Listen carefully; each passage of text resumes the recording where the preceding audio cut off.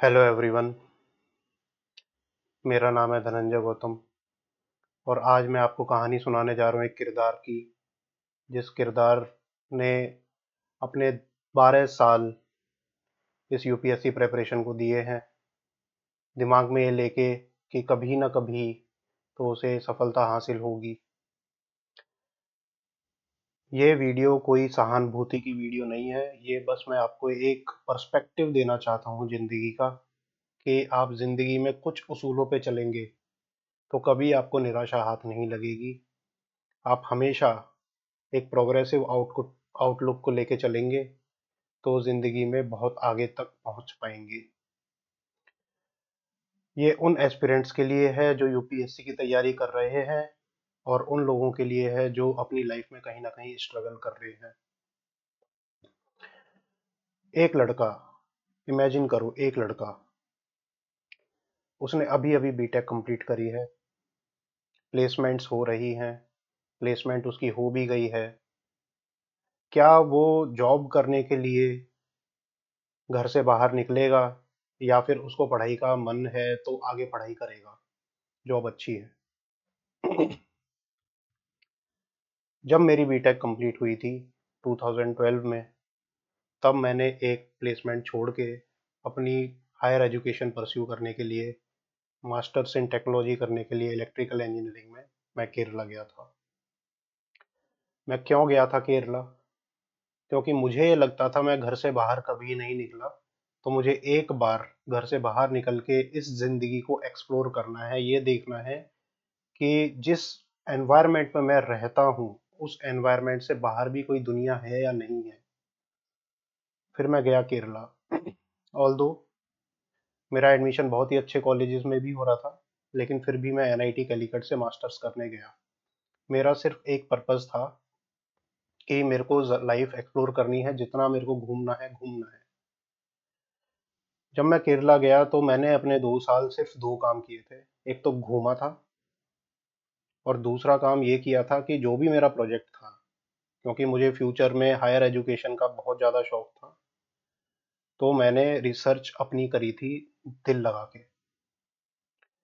जब मेरी मास्टर्स हुई तो उस रिसर्च का नतीजा ये निकला कि मुझे पीएचडी के ऑफर्स, ना ही आईआईटी से, but Germany, Canada, Australia, USA, हर जगह से ऑफर्स आए थे मेरे को। फिर मैंने मास्टर्स करने के बाद एक डिसीजन लिया कि अब मुझे जॉब करनी है या फिर अपने कैरियर को परस्यू करना चाहता हूँ। मैं हायर एजुकेशन नहीं करना चाहता। उसके ये रीज़न थे कि काफ़ी टाइम मेरे को 6 साल इंजीनियरिंग पढ़ते पढ़ते हो गया था and I was well sufficient knowledgeable in that. तो मैंने अपना कैरियर स्विच मारने की सोची कि अब मैं इंजीनियरिंग नहीं करनी। तो ऐसा क्यों हुआ मेरे साथ? लोग क्या करते हैं, 6-7 साल पढ़ाई करते हैं, फिर उसी फील्ड में कैरियर चूज करना चाहते हैं। लेकिन मेरे दिमाग में उस टाइम ऐसा क्या आया था कि इतनी पढ़ाई करने के बाद भी, उस फील्ड में कैरियर मेरा सेटल होने के बाद भी, मैं उस फील्ड में ना जाने की सोचने लगा। वो इसलिए हुआ था because I was always curious for learning new things. फिर मैंने तलाशा कि मैं किस फील्ड में जाऊंगा जहां मेरा जो टैलेंट है, जो मेरी जिज्ञासा है एक्सप्लोर करने की, वो सेटिस्फाई हो सकती है। फिर मैंने रिसर्च करी, क्या एग्जाम्स हो सकते हैं। इंजीनियरिंग सर्विसेज एग्जाम्स हो सकते हैं, सिविल सर्विसेज एग्जाम्स हो सकते हैं, फिर बैंकिंग हो सकता है। तो मैंने पीएचडी का ऑफर इसलिए ठुकराया कि मेरी मम्मी की आंखों में मैंने आंसू देखे थे कि बाहर नहीं जाना है। ठीक है, देश के लिए करते हैं, देश सेवा का हमेशा से मेरे अंदर जज्बा था। तो मैंने कहा ठीक है, करते हैं। तो मैंने अपनी 2014 में, जब मेरी मास्टर्स कंप्लीट हुई, यूपीएससी की तैयारी शुरू करी। उस टाइम कोई ऐसा मेरे को रिसोर्स नहीं मिला था कि क्या करें, तो मैंने एनसीईआरटी पढ़ना शुरू किया। And for the time being, उस टाइम पे एसबीआई के फॉर्म आए थे तो मैंने वो भर दिया था, और एसबीआई का जैसे जल्दी जल्दी होता है, एक एक दो दो महीने में, तो मैंने दे के वो निकाल लिया था। फिर जब मैं एसबीआई को ज्वाइन करने जा रहा था, तब भी मेरे दिमाग में एक दुविधा थी कि क्या मुझे अभी भी पढ़ाई करनी चाहिए या फिर मैं इस जॉब में सेटिस्फाई रह सकता हूँ। लेकिन फिर भी घर वालों के प्रेशर से, और मेरा भी मन था कि एक बार जाके तो देखूं कि क्या होता है नौकरी में। किस तरीके से ऑफिसर बनते हैं, किस तरीके से जॉब करते हैं। तो मैंने ज्वाइन कर लिया। ज्वाइन करने के 2 महीने बाद ही वापस से मैंने अपनी यूपीएससी की तैयारी को किक इन करना शुरू कर दिया था अपने जहन में। और फिर वही जॉब के साथ जितना हो सकता है मैंने एनसीईआरटी पढ़ी, 2-3 बेसिक बुक्स पढ़ी, ज़्यादा तो नहीं पढ़ पाया था। फिर मैंने 2016 का अपना फर्स्ट अटेम्प्ट दिया था, जिसमें मेरे 85 के अराउंड मार्क्स आए थे। उस टाइम कट ऑफ गई थी 116। तो फिर मैंने ये डिसीजन लिया कि जब बहुत कम एफर्ट देके शिद्दत से पढ़ाई करके मैं जॉब करता था, फिर रात में अपनी पढ़ाई करता था, तब मेरे इतने मार्क्स आ रहे हैं, तो अगर मैं पूरा साल दूंगा तो I will be able to clear. लेकिन उस टाइम पे एक मैंने मिस्टेक बहुत बड़ी करी थी कि मेरे लिए जो यूपीएससी का एग्जाम्स था वो बस प्रीलिम्स तक ही लिमिटेड था, कि मुझे प्रीलिम्स निकालना है कैसे भी करके। फिर मैंने अक्टूबर 2016 में जॉब छोड़ के तैयारी करना शुरू किया, सेल्फ स्टडी। फिर मैंने यूट्यूब वीडियोस वगैरह टॉपर स्टॉक देखे, उनसे काफ़ी लर्निंग मिली, लेकिन कुछ मिसगाइडेंस भी मिली। लर्निंग्स ये मिली कि क्या पढ़ना है, क्या नहीं पढ़ना है, और क्या पढ़ना है, कितने टाइम में पढ़ना है, ये सब देखा मैंने। और अपना एक प्लान चॉकआउट किया, जो कि मैंने अदर वीडियोस में बनाया था, आपसे शेयर भी किया था। तो वो प्लान को फॉलो करके 2017 में मेरा प्रीलिम्स निकल गया। अब जब प्रीलिम्स निकलता है तो एक दिल में बहुत ज़्यादा उमंग जग जाती है, एक कॉन्फिडेंस आता है कि अब मैं इस स्टेज पे पहुंच गया हूं कि पूरे देश में 3 से 4 हजार बच्चे जो प्रीलिम्स क्लियर करते हैं मेरी कैटेगरी में, उन बच्चों में मैं हूँ, टॉप 3 to 4 थाउजेंड में। तो एक अलग सा कॉन्फिडेंस आया कि मेरे से आईआईटी क्लियर नहीं हुआ था, तो लेकिन ये सिविल सर्विसेज मैं कर सकता हूँ। 3 महीने थे मेंस के, मैंने 3 महीने अपनी जान लगाई, टेस्ट सीरीज पूरी करी, फिर मैंने मेंस दिया और मेरा मेंस अच्छा हुआ था, एक पेपर को छोड़ के। एथिक्स के पेपर में मेरा जो है 15 क्वेश्चन ही हो पाए थे आउट ऑफ 19 क्वेश्चंस, तो मैंने नियर बाई जो है 50 मार्क्स का छोड़ दिया था एथिक्स के पेपर में, और एक एक दो दो क्वेश्चन लगभग हर सब्जेक्ट में जीएस पेपर में एंड ऑप्शनल में छोड़ के आया था मैं। But still I was confident कि फ्रेश एनर्जी है, हो सकता है हो जाए। फिर मेरा सिलेक्शन नहीं हुआ। जनवरी में मेंस का रिजल्ट आया था, तो उसमें मेरा सिलेक्शन नहीं हुआ था। फिर मैं इतना एनग्रोस्ड हो गया कि मेंस में ही मेरी दिक्कत है, मेरे पेपर छूट गए। तो फिर एक दूसरी मिस्टेक मैंने करी। दूसरी मिस्टेक ये करी कि मार्च एंड तक मैंने मेंस की ही प्रेपरेशन जारी रखी, प्रीलिम्स के बारे में सोचा ही नहीं। क्योंकि मेरे कट ऑफ से 10 नंबर ज़्यादा आए थे, तो मेरे को ये लग रहा था प्रीलिम्स तो मैं निकाल लूंगा, मुझे स्ट्रेटेजी पता थी, लास्ट ईयर सारा पढ़ रखा था मैंने। सिर्फ मैंने 2-2.5 महीने दिए थे प्रीलिम्स की तैयारी में, और उसमें सारी मिस्टेक्स जितनी भी हो सकती हैं वो मैंने दोहराई थी। और बहुत सारी अदर चीज़ें थी, मेरे हेल्थ इश्यूज थे जो आड़े आ गए थे, जिसके साथ भी मैं तैयारी नहीं कर पाया था। तो मैंने क्या क्या मिस्टेक्स करी थी, मैंने टेस्ट्स, जो मैंने लास्ट ईयर जितने टेस्ट लगाए थे उतने टेस्ट वापस से नहीं लगाए थे। लास्ट ईयर जो टेस्ट लगाए थे वो रिवाइज भी नहीं करे थे, इस साल के तो करे ही नहीं थे। और स्टैंडर्ड सोर्स मैं काफ़ी लाइटली ले गया था। और मैंने अपना सारा दारोमदार जो है करंट अफेयर पे फोकस कर दिया था, कि करंट अफेयर बहुत इंपॉर्टेंट है, करंट अफेयर ही करना है। तो मैंने आउट ऑफ 2.5 मंथ्स जो मैंने तैयारी करी थी, उसमें करंट अफेयर में मैंने 1 से 1.5 महीना दिया था, जो कि मेरी बहुत बड़ी भूल थी। उन 1 से 1.5 महीने में मैं सारी अगर सब्जेक्ट्स को रिवाइज करते जाता तो काफ़ी ज़्यादा मेरे मार्क्स आते। तो उस 2018 के अटेम्प्ट में मेरे 3 नंबर से प्रीलिम्स क्वालिफाई नहीं हुआ था, और पैनिक भी था। तो 2018 में पैटर्न काफ़ी चेंज हुआ था। फिर मैं थोड़े डिप्रेशन स्टेट में था 2 से 3 महीने। फिर उस टाइम यूपीपीसीएस का भी एग्जाम आया था, सोचा था दे दूं, लेकिन मन में ये था कि अभी अटेम्प्ट है तो मैं आईएएस ही दूंगा। मेरा एक फिक्स्ड गोल था, सिर्फ मैं यूपीएससी का ही एग्जाम दूंगा और कोई एग्जाम नहीं दूंगा। तो मैंने वो दिया नहीं था। फिर पूरे साल मेरा यही माइंड रहा कि अब वापस से प्रीलिम्स क्लियर करना है। तो ये थर्ड मिस्टेक मैंने थर्ड अटेम्प्ट में करी 2019 में। मुझे लगा था 2018 में मैंने मेंस की तैयारी मार्च तक करी है, तो मेरा मेंस अब अच्छा हो गया है, अब सारा फोकस प्रीलिम्स पे लगाते हैं, प्रीलिम्स क्लियर हो जाएगा जब मेंस की तैयारी उन 3 महीनों में वापस से कर लेंगे। क्योंकि मेरे मेंस में जो मार्क्स थे वो थे 803, कट ऑफ गई थी 809, तो मेरे 6 नंबर्स थे कम मेंस में 2017 वाले अटेम्प्ट में। 2018 में प्रीलिम्स नहीं हुआ, 2019 में मैंने प्रीलिम्स क्लियर किया गुड मार्जिन से। फॉरेस्ट कट ऑफ नहीं हुई थी, लेकिन मेरा माइंड भी नहीं था फॉरेस्ट में जाने का उस टाइम तक। उसके बाद जब मैंने मेंस की तैयारी शुरू करी, तो मैंने एक बहुत बड़ी मिस्टेक उस टाइम मेंस में करी थी, टॉपर स्टॉक सुन के, कि बहुत सारे डायग्राम बनाने हैं, बहुत सारे फैक्ट्स एंड फिगर्स डालने हैं, और बहुत सारा जो है वैल्यू एडिशन करना है।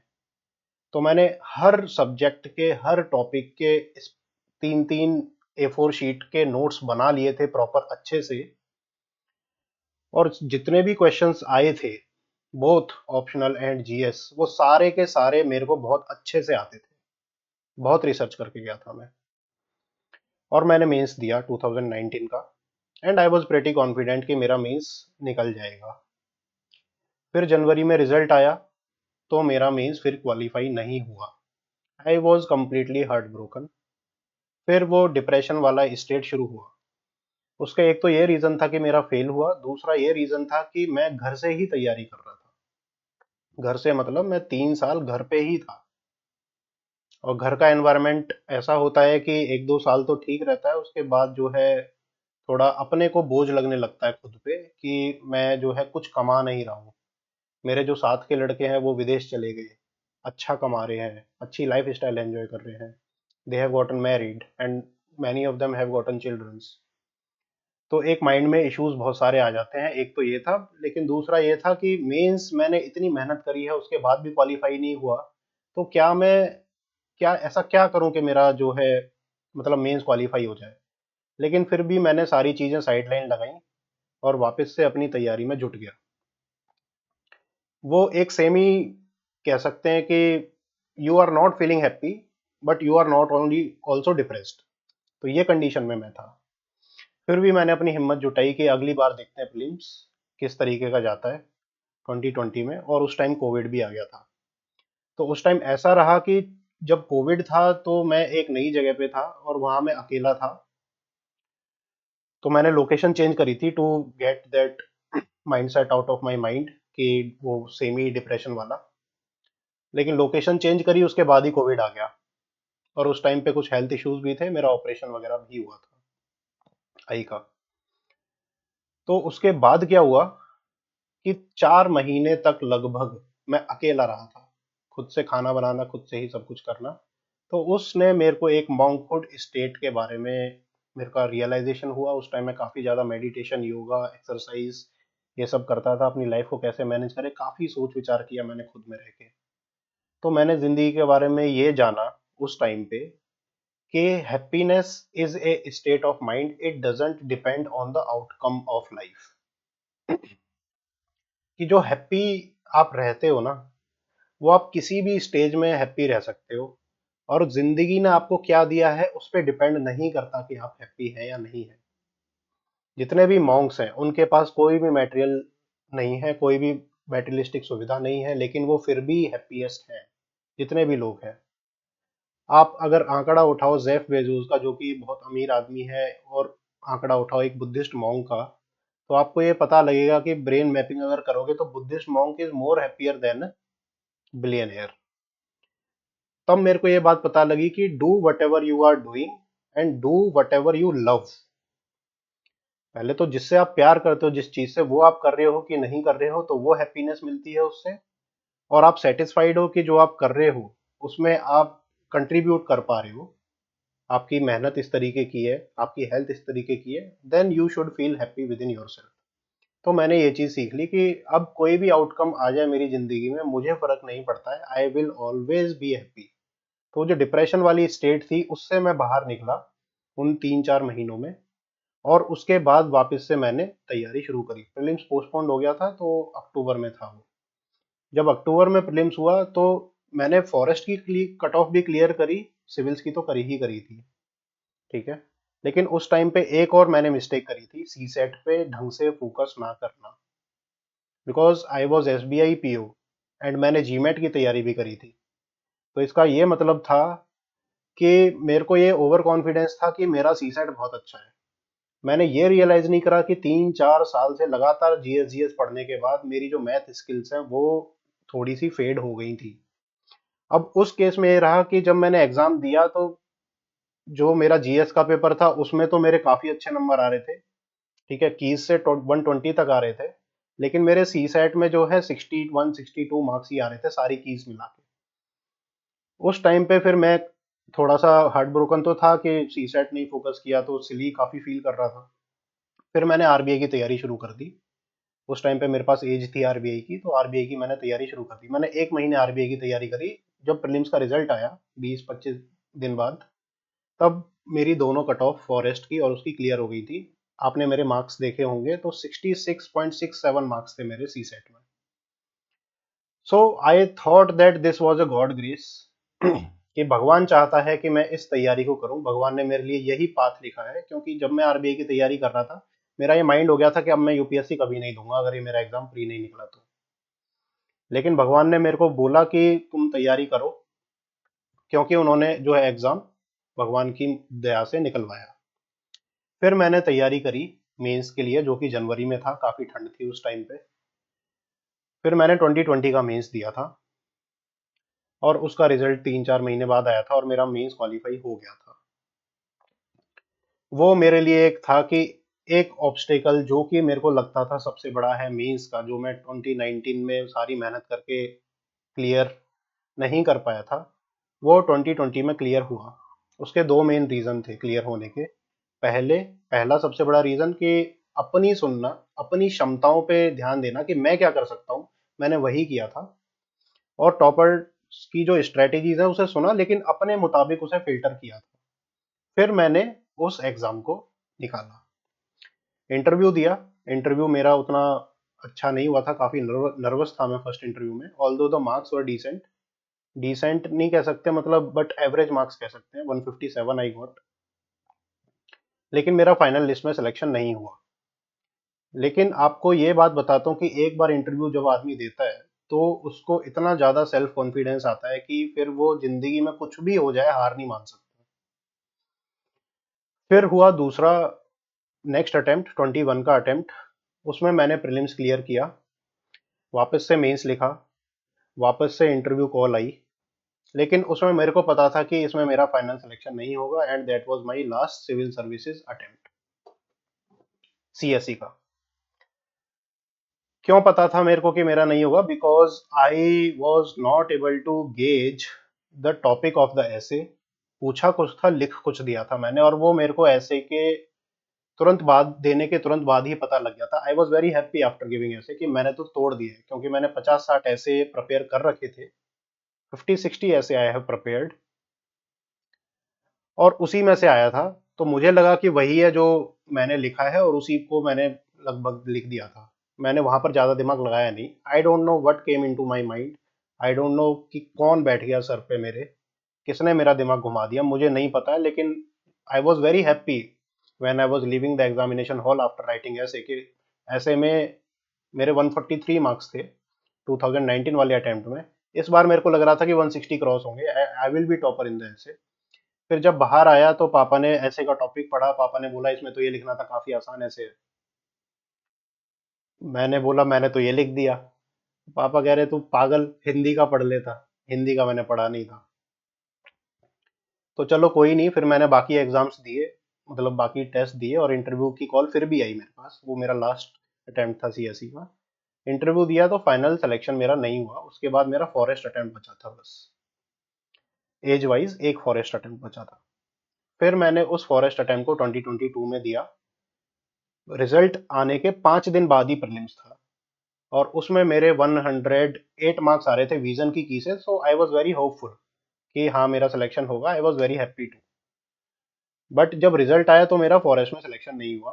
फिर उसके एक साल बाद जब उसके मार्क्स आए तो मार्क्स आए थे 102 something, point something, 101 102 point something, and cut off थी 103। तो उसमें भी मेरा सिलेक्शन एक दो नंबर से कट गया था फॉरेस्ट के प्री में। फिर मेरे अटेम्प्ट हो गए खत्म। तो ये मेरी सारी जर्नी थी यूपीएससी की।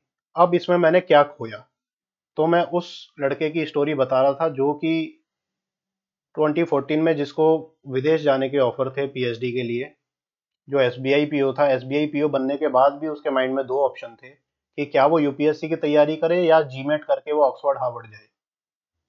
तो मैंने ऑक्सफोर्ड हार्वर्ड वाला ऑप्शन भी छोड़ा, क्योंकि एसबीआई पीओ का एक्सपीरियंस ही इतना अच्छा होता है कि अगर तुम जीमेट में 700 प्लस लेके आ रहे हो तो you will get into Ivy League definitely.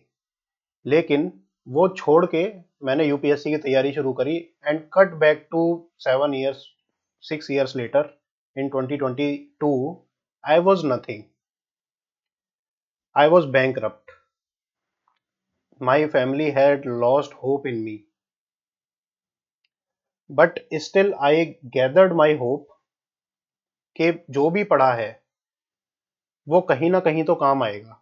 फिर मैंने रियलाइज करा कि जो भी मैंने अभी तक तैयारी करी है, जो भी पढ़ाई करी है, उसके क्या क्या पॉजिटिव्स हैं। फिर मैंने उनकी लिस्ट बनाई पॉजिटिव्स की कि क्या क्या पॉजिटिव्स हैं इस तैयारी के, जो कि मैं अपने फ्यूचर जर्नी में यूटिलाइज कर सकता हूँ। सबसे पहला जो मेरे को पॉजिटिव लगा, that my mind became very very sharp over the years of preparation. कोई भी आप किताब दे दो, मैं अगर चाहूं तो उसे 3-4 दिन में फिनिश कर सकता हूँ, कितनी भी डिफिकल्ट हो, कितनी भी इजी हो। Being from the technology background, मेरे पास ये भी स्किल है कि अगर टेक्नोलॉजी रिलेटेड मुझे कोई स्किल लेनी है फ्यूचर में तो वो भी ले सकता हूँ। बट मेरा जो एक पॉइंट था जिसकी वजह से मैंने अपनी तैयारी शुरू करी थी, वो था कि possibilities to learn new things and being creative.